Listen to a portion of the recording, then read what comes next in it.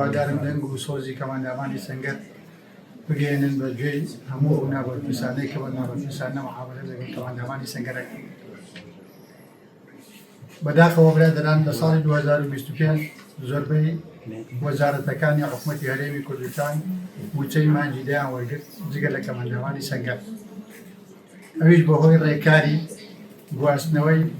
موچەی کەماندامانی سەنگەر لەسەر وەزارەتی پێشمەرگە بۆ سەر وەزارەتی دارایی کە ئەمە ئەسڵ و ئەساسێکی نەبوو. لەبەرەوەی ئێمە حوتمان خەریکی دۆسیەی کەماندامانی سەنگەر بووین لەم کۆمەڵەیە هیچ دۆسیەکمان کێشەی نەبوو کە چۆ بۆ وەزارەتی دارایی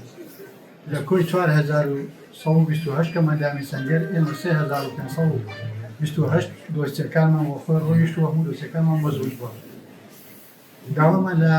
وەزارەتی پێشمەرگە کرد کە موچەی مانگی دەمان بۆ بەسن بۆی ئەم ڕێکارانەی داراییەکانەوە وتیان نابێت بکەوێتە مانگی یەک بە یەکەوە هەردووتان بۆ بەسین. بەداخەوە تا دوێنێ ئێوارەش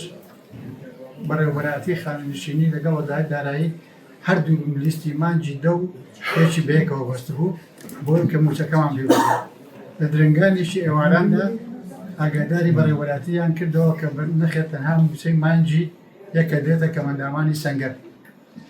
بەهۆی ئەوە کە زیاتر لە 8,000 خانەنشینی لە حکوومەتی فێدراڵیەوە موچەکانی وەربەسراوە.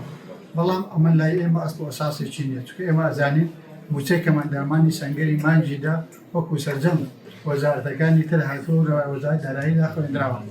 لەوێشەوە پارەکەمان ڕاگیرەوە. بۆیە داواکاری لە سەرۆکی حکوومەت جێگیری سەرۆکی ئەنجومەنی وەزیران وەزیری دارایی بەپەلە بێنە سەرخەت بۆی مانگی دەمان بۆ بەست بکەن. ئێمە وەک کەماندامانی سەنگەر ئامادەنی موچەی مانگی یەک وەربگرین لەبەر ئەم هۆکارێک کە موچەکانی ئێمە حکوومەتی هەرێم لەسەر خوێن و زام و فمێستی ئێمە دروست بووە ناشمانەوێت ئەم حکوومەتە لەسەر خوێن و زامی ئێمە کە دروست بووە دەست بۆ جیفانی ماڵ و ناومانبەرێک دەبوایە لە جیاتی ئەوەی کە موچەکانمان ڕاوەستێ یاسای 34مان بۆ جێبەجێکراوە کارەکانی باشمان بۆ کراوە بەڵام بەداخەوە دەست بۆ قوتی ماڵ و ناڵی هەمان بدات. هەواڵە ئێوە لێرەن دەنگمان بگەێنن لەبەر ئەوەی ئێستا کەماندامان هەیە لە ماڵەوە کەوتووە 100% 4 مانگە موچێ وەرنەگرێتەوە. ئایا ئەمە پاداشتی خەبات و تێکۆشان و قوربانیدان و جەستەکەمانە کە بە قوربانی متەمان کردووە؟ بۆیە تا هەفتەی ئایندە ناوەڕاستی هەفتەی ئایندە ئێمە داوا لە حکوومەت وەزیری داراییەکە موچەی مانگی دەمەوە لەگەڵ مانجێک بۆ بەسن بۆمان سەر بکەن کە سەر نەکەن هەڵوێستمانە بێت هیوادارین ناچارمان نەکەن ئەو هەڵوێستەمانە بێت چونکە ئەو کاتە کەماندامانی سەنگەر خۆیان ئەم حکوومەتیان دروستکە و خۆشیان ئامادەن لە پێناو ماڵ و مناڵیاندا بێڕوخێن. دۆست پاس. شێدەها لە سلێمانی هەیە لە هەرێمی کوردستان بەگشتی بۆ هاوشێوەی ئەوە هەیە نەخێر قوربان لە حولێری شەرە و لە دۆچ بەڵام بەداخەوە لە کەماندامانی سەنگەر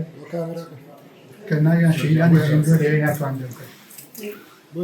لەوێ ناتوانن دەمکرد ئەو ئازادی لێرە هەم بەڕێمان پێدرێ و مەقساکەین لێ ڕێگا پێ هادرێت ئەوان مانجی نۆشیان وەرنەگرتووە تا ئێستا دەنجیان نەکردووە زۆربەی خانەنشینانیشمان تا ئێستا 13 موچەیان وەرنەگرتووە هەواڵە 13 موچە وەرنەگیرا بەهۆی ڕێکارەکانی دۆسیەکانیان کە ئەگوازی دۆ وەزارەتی داراییە خۆ ئەگوازی وەزارەتی حکوومەت ئایا 13 مانگ ماڵ و منداڵی خۆکە بچێژن کەماندامی سەنگەر توانی ئیش بکاتن کە بەشێکی دەستەی خۆی دەستداوە ئێمە 4 مانگە موچەمان وەرنەگرتووە. ئێمە جاتر لە 4,000 کەسی کەماندامی سەنگەری زۆنی سەڵ بە خۆمان و هەواڵانی پارتی جاتر لە 8,000 کەس هیچیان وەریان نەگرت بەڵێ هەر 8,000 هیچیان وەریان نەگرت.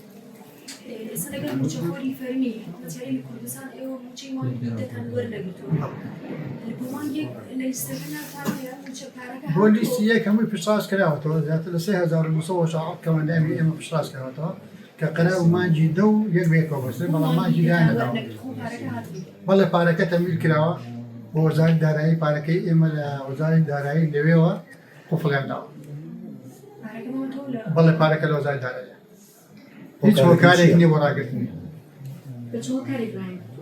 ئەبێ ئەم پرسیارە لە وەزیری دارایی کرد بە چ هۆکارێک دەستت بۆ زام و خوێنی فرمێستی کەماندامە